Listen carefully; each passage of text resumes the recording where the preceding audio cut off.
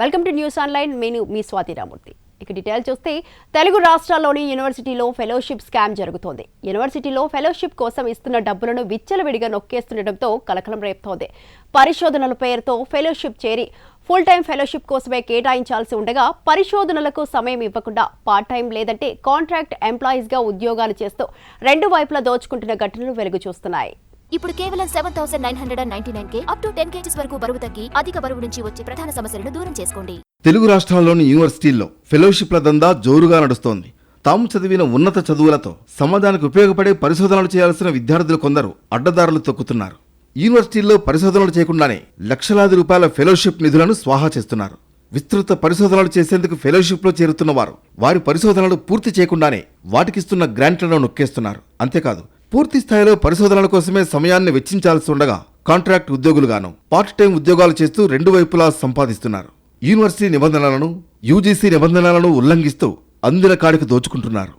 యూనివర్సిటీల్లో పరిశోధకులకు తాము చేసే పీహెచ్డీ, పీడీఎఫ్ స్థాయి పరిశోధనలకు ఆర్థికంగా భారంగా మారకూడదన్న ఉద్దేశంతో యూజీసీ, ఐసీఎస్ఎస్ఆర్, సిఎస్ఐఆర్ లాంటి సంస్థలిస్తున్న ఫెలోషిప్లు పక్కదారి పడుతున్నాయి. ఏటా వందలాది మంది ఈ ఫెలోషిప్లకు ఎంపికవుతున్నప్పటికీ కేవలం 10ల సంఖ్యలోనే తమ పరిశోధనను పూర్తి చేస్తున్నారు. ఫెలోషిప్ డబ్బులను ప్లాట్లు కొనడానికి, ఇల్లు కట్టడానికి వినియోగిస్తున్నారనే ఆరోపణలు ఉన్నాయి. కాకతీయ యూనివర్సిటీలో పనిచేస్తున్న పార్ట్ టైం ఉద్యోగిపైన వచ్చిన ఫిర్యాదుతో చేపట్టిన విచారణతో ఫెలోషిప్ స్కామ్ చర్చనీయాంశంగా మారింది. ఈ యూనివర్సిటీలోనే కాదు, అన్ని యూనివర్సిటీల్లోనూ ఇలాంటి దందానే జరుగుతున్నట్లుగా అధికారులు గుర్తించారు. కేయూలో తెలుగు విభాగంలో పనిచేస్తున్న ఓ పార్ట్ టైం లెక్చరర్కి ఫెలోషిప్ వచ్చింది.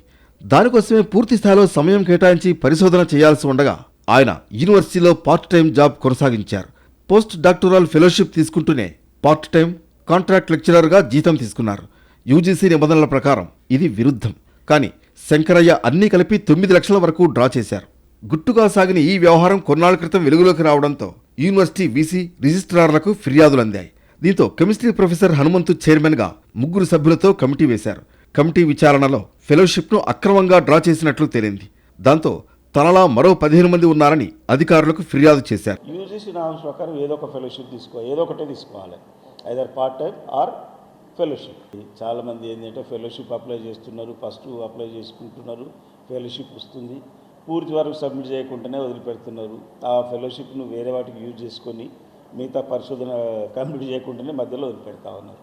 ఒకవేళ కనుక ఫెలోషిప్ కంప్లీట్ చేయకపోతే రీపే చేయించే అది యూజీసీలో ఉంది. ఇది ఒక్క కాకతీయ యూనివర్సిటీలో జరిగిన ఘటనే కాదు, చాలా చోట్ల ఇలాంటి ఘటనలు ఉన్నాయట.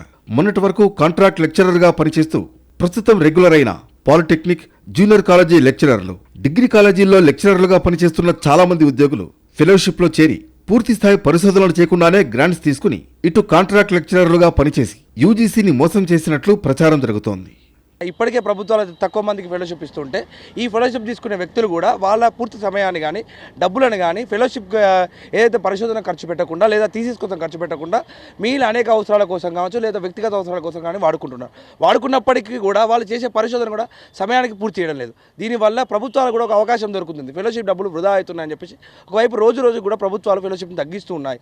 లిమిటెడ్ ఆఫ్ పీపుల్కి ఫెలోషిప్ ఇస్తుంటే తీసుకున్న డబ్బులు ఇలాంటి కొంతమంది విద్యార్థులు వేరే ఖర్చులు పెట్టడం వల్ల ఇటువైపు ఇచ్చే వాటికి కూడా సరైన న్యాయం జరుగుతుందని ప్రభుత్వం ఒక రకమైన విమర్శ చేస్తుంది. ఏదేమైనప్పటికీ అన్ని యూనివర్సిటీల్లో లోతుగా ఎంక్వైరీ చేస్తే ఇలాంటి వాళ్ళ బండారం బయటపడే అవకాశం ఉందనే చర్చ జరుగుతోంది.